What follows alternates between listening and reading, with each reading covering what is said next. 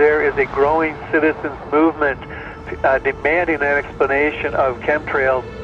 And I talked to my NSA buddies at Fort Carson, Peterson Air Force Base, and Buckley, where I was actually their doctor taking care of the pilots flying and spraying the chemtrails. So I know it's real. If anybody says it's not real, they're full of it.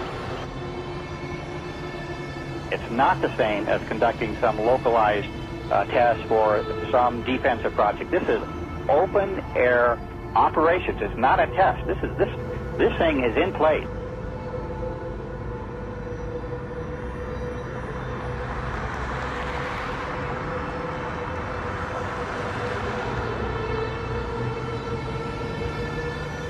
It didn't start until about 1996. Exactly. And, growing up my whole life, a condensation trail disappeared, the 20 seconds, a minute, 2 minutes. And now it can be in the summer at like 4,000 feet, and there's these big clouds behind jets. Some jets leave it behind, leave a trail behind them. Other jets at the same flight level, same altitude don't. And, instead of just getting into are they spraying us or what's changed in the jet fuel or what's changed in the atmosphere, there are tens of thousands of declassified admissions under different programs where different Pentagon programs, different agencies of the government have tested chemical, biological, and radiological agents on the American people. Talking about this a few years ago was extremely dangerous. Now that we have YouTube and more social networking devices, such as even Rupert's MySpace, this is really getting out in such a way that they can't control it. They must just be really, if you can use the expression, shitting themselves over this, because they can't control people now talking about the elephant in the room, what is so obvious to all of us. There's a feeling from that area that the states doing all of these weather modification programs might not be doing it for the benefit of the citizens of Texas and other states that they may impact as well. Well, many of the planes that we're seeing here in Abilene will actually turn whatever they're spraying on and off right before our eyes. I mean, you'll see a plane up there flying like normal, and then all of a sudden it starts spraying. We've seen them fly off into the distance and then loop around and fly back again. These are not your typical planes with a preordained path destination from city to city. Someone needs to explain to me why do they stop traveling in one particular direction and then loop around and come back again. They perform this behavior so many times that we start seeing the tic-tac-toe grids in the sky. We're witnessing the giant X's. And I mean, Rosalind, when you and I grew up, these contrails naturally dissipated in a few seconds or perhaps a minute max. But these things expand, they grow bigger, and before you know it, the entire sky is overcast. That's correct. And they are there all day. They do lose the loop around our county and our state. We follow them at times with spotters in different areas, watching the planes loop, come back around. And we know from the FAA records that the jets from commercial airlines fly in straight lines. And coming across our county, there aren't many, and they stay mostly in certain patterns.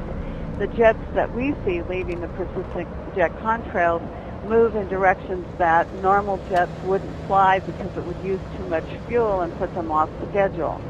And the jets that we see here do loops. We've got pictures of them looping the same X's and crosshatches.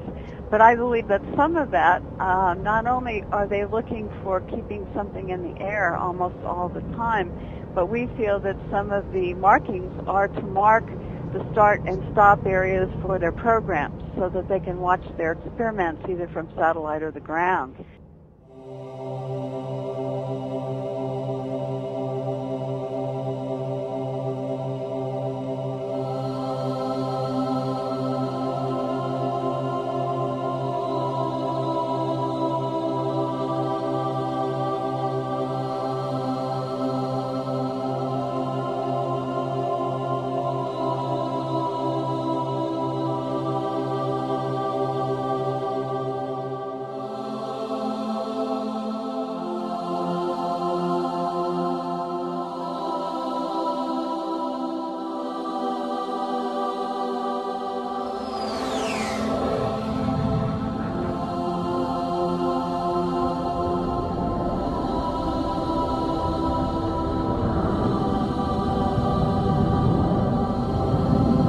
Why do they want to keep this quiet? Why aren't they talking about this? Why don't they want us talking about it? And you can only come to the conclusion that they're hiding something. Now, do you believe that this is a full-scale secret operation that includes not only the U.S. but Europe and the rest of the world? Well, that's apparent because you can see the pictures from all over the world, and I get them constantly. Some areas are worse than others. The excuse for this is, number one, weather modification, number two, to save us from global warming, and number three, to save us from the terrorists. A lot of these programs, of which there are many patterns and which has been designated as wake vortex simulation carried out by NASA Langley Research Center, many of these operations and the patents go on to explain how if there is a biological attack by terrorists at some point, that these exercises and practices will, in a sense, save us with the spider webbery that comes down from the aerosol spraying, potentially gathering the chemical mass spray that could be sprayed on any given population. The problem with that is the terrorists don't have the means to deliver this. They don't have the access to deliver this over the American populace per se. And the only people who have been doing this, that is biological experiments on the American people, is the military themselves, which has been admitted from everything from Operation Shad to the spraying that happened in San Francisco, I believe back in the 60s and the 70s, that literally killed people. Again, I may not be able to ascribe intent, but what I can say is that it is expected that there will be increased mortality as well as the potential of a huge host of unknown pathogens that we are subject to, and this is not based on speculation. There's a whole arena of biological research that we haven't even begun to touch on. Could a strange substance found by a Southwest Arkansas man be part of a barium found in our sample? At a community of the San Bernardino Mountains has a real mystery on its hands. The official explanation here is that jet contrails are causing strange lines in the sky. What effects barium has on the body. Short-term exposure can lead to anything from stomach to chest pains.